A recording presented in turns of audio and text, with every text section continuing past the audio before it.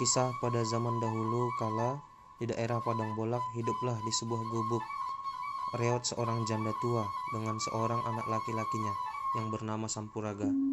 Meskipun hidup miskin, mereka tetap saling menyayangi untuk memenuhi kebutuhan hidup sehari-hari. Mereka setiap hari bekerja sebagai tenaga upah di ladang milik orang lain. Keduanya sangat rajin bekerja dan jujur, sehingga banyak orang kaya yang suka kepada mereka.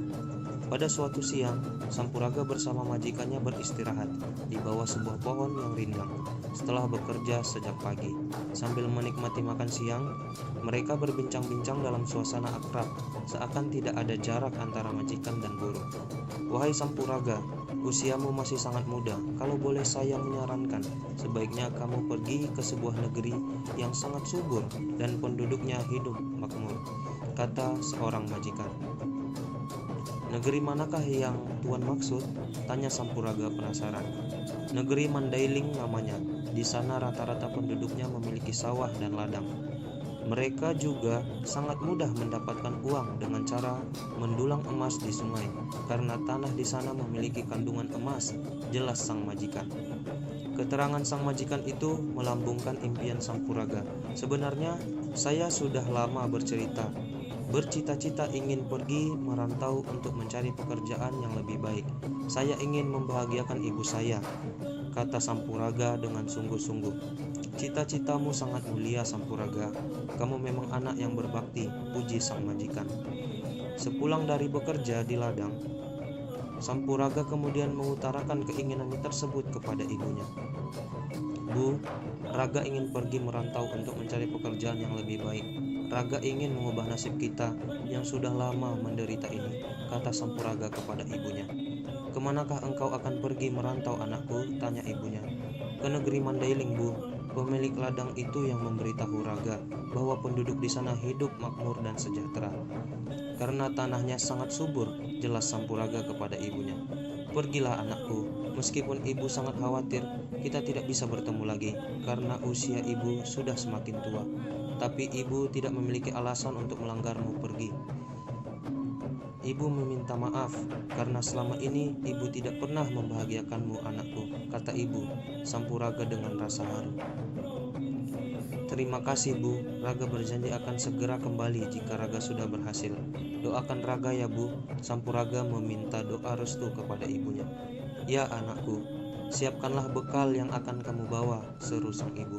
Setelah mendapat doa restu dari ibunya, Sampuraga segera mempersiapkan segala sesuatunya. Keesokan harinya, Sampuraga berpamitan kepada ibunya. "Bu, Raga berangkat. Jaga diri ibu baik-baik. Jangan terlalu banyak bekerja keras," saran Sampuraga kepada ibunya. "Ya, berhati-hatilah di jalan.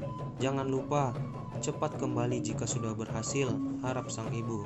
Sebelum meninggalkan gubuk reotnya, Sampuraga mencium tangan sang ibu yang sangat disayanginya itu. Suasana haru pun menyelimuti hati ibu dan anak yang akan berpisah itu. Tak terasa air mata keluar dari kelopak mata sang ibu. Sampuraga pun tidak bisa membendung air matanya. Ia kemudian merangkul ibunya. Sang ibu pun membalasnya dengan pelukan yang erat, lalu berkata, "Sudahlah, anakku, jika Tuhan menghendaki kita akan bertemu lagi," kata sang ibu. Setelah itu berangkatlah Sampuraga meninggalkan ibunya seorang diri. Berhari-hari sudah Sampuraga berjalan kaki menyusuri hutan belantara dan melewati beberapa perkampungan. Suatu hari sampailah ia di kota kerajaan Pidoli, Mandailing. Ia sangat terpesona melihat negeri itu. Penduduknya ramah-ramah. Masing-masing mempunyai rumah dengan bangunan yang indah beratapkan ijuk. Sebuah istana berdiri megah di tengah-tengah keramaian kota. Candi yang terbuat dari batu bata terdapat di setiap sudut kota. Semua itu menandakan bahwa penduduk di negeri itu hidup makmur dan sejahtera. Di kota itu Sampuraga mencoba melamar pekerjaan. Lamaran pertamanya pun langsung diterima. Ia bekerja pada seorang pedagang yang kaya raya. Sang majikan sangat percaya kepadanya karena ia sangat rajin bekerja dan jujur. Sudah beberapa kali sang majikan menguji kejujuran Sampuraga. Ternyata ia memang pemuda yang sangat jujur. Oleh karena itu, sang majikan ingin memberinya modal untuk membuka usaha sendiri dalam waktu singkat. Usaha dagang Sampuraga berkembang dengan pesat. Keuntungan yang diperolehnya ia tabung untuk menambah modalnya, sehingga usahanya semakin lama semakin maju. Tak lama kemudian ia pun terkenal sebagai pengusaha muda yang kaya raya. Sang majikan sangat senang melihat keberhasilan Sampuraga. Ia berkeinginan menikahkan Sampuraga dengan putrinya yang terkenal paling cantik di wilayah kerajaan Widoli. "Raga, engkau adalah anak yang baik dan rajin. Maukah engkau aku jadikan menantuku?" tanya sang majikan. "Dengan senang hati, Tuan. Hamba bersedia menikah dengan putri Tuan yang cantik jelita itu," jawab Sampuraga. Pernikahan mereka diselenggarakan secara besar-besaran sesuai adat Mandailing. Persiapan mulai dilakukan 1 bulan sebelum acara tersebut diselenggarakan. Puluhan ekor kerbau dan kambing yang akan disembelih disediakan. Dan yang terbaik juga telah dipersiapkan untuk menghibur para undangan. Berita tentang pesta pernikahan yang meriah itu telah tersiar sampai ke pelosok daerah. Seluruh warga telah mengetahui berita itu, termasuk ibu Sampuraga. Perempuan tua itu hampir tidak percaya jika anaknya akan menikah dengan seorang gadis bangsawan, putri seorang pedagang yang kaya raya. "Ah, tidak mungkin anakku akan menikah dengan putri kebangsaan yang kaya, sedangkan ia adalah anak seorang janda yang miskin. Barangkali namanya saja yang sama." Demikian terlintas dalam pikiran janda tua itu. Walaupun masih ada keraguan dalam hatinya, ibu tua itu dengan memastikan berita yang telah diterimanya setelah mempersiapkan bekal secukupnya. Berangkatlah ia ke negeri Mandailing dengan berjalan kaki untuk menyaksikan pernikahan anak satu-satunya itu. Setibanya di wilayah kerajaan Widoli, tampaklah sebuah keramaian dan terdengar pula suara gordang sambilan bertalu-talu. Dengan langkah terseok-seok, nenek tua itu mendekati keramaian. Alangkah terkejutnya ketika ia melihat seorang pemuda yang sangat dikenalnya sedang duduk bersanding dengan seorang putri yang cantik jelita. Pemuda itu adalah Sampuraga, anak kandungnya sendiri. Oleh karena rindu yang sangat mendalam, ia tidak bisa menahan diri. Tiba-tiba berteriak memanggil nama anaknya, "Sampuraga!" Sampuraga sangat terkejut mendengar suara yang sudah tidak asing di telinganya. "Ah, tidak mungkin itu suara ibu," pikir Sampuraga sambil mencari-cari sumber suara itu di tengah-tengah keramaian.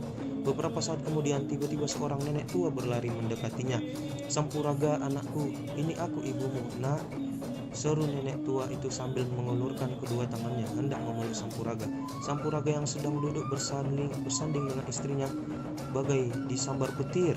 Wajahnya tiba-tiba berubah menjadi merah membara, seakan terbakar api. Ia sangat malu kepada para undangan yang hadir, karena nenek tua itu tiba-tiba mengakuinya sebagai anak. "Hei perempuan jelek, enak saja kamu mengaku sebagai ibuku. Aku tidak punya ibu sejelek seperti kamu. Pergi dari sini, jangan mengacaukan acaraku," hardik Sampuraga. "Sampuraga anakku, aku ini ibumu yang telah melahirkan dan membesarkanmu. Kenapa kamu melupakan ibu? Ibu sudah lama sekali merindukanmu. Rangkullah ibumu, nak," iba perempuan tua itu. "Tidak, kau bukan ibuku. Ibuku sudah lama meninggal dunia. Algojo, usir nenek tua ini," perintah Sampuraga. Hati Sampuraga benar-benar sudah tertutup. Ia tega sekali mengingkarinya dan mengusir ibu kandungnya sendiri. Kejadian itu menjadi terharu, namun tak seorang pun yang berani menenang. Perempuan tua yang malang itu kemudian diseret oleh 2 orang sewaan Sampuraga untuk meninggalkan pesta itu dengan derai air mata. Dan perempuan tua itu pun berdoa, "Ya Tuhan, jika benar pemuda itu adalah Sampuraga, berilah ia pelajaran. Ia telah mengingkari ibu kandungnya sendiri." Seketika itu juga, tiba-tiba langit diselimuti awan tebal dan hitam. Petir menyambar bersahut-sahutan. Tak lama kemudian, hujan deras pun turun, diikuti suara guntur yang menggelegar, seakan memecah gendang telinga. Beberapa hari kemudian, tempat itu telah berubah menjadi kolam air yang sangat panas. Di sekitarnya terdapat beberapa batu kapur berukuran besar yang bentuknya menyerupai kerbau. Selain itu juga terdapat 2 ungkukan tanah berpasir dan lumpur warna yang bentuknya menyerupai bahan makanan. Penduduk setempat menganggap bahwa semua itu adalah penjelmaan dari upacara pernikahan Sampuraga yang terkena kutukan oleh masyarakat setempat. Tempat itu kemudian diberi nama Kolam Sampuraga.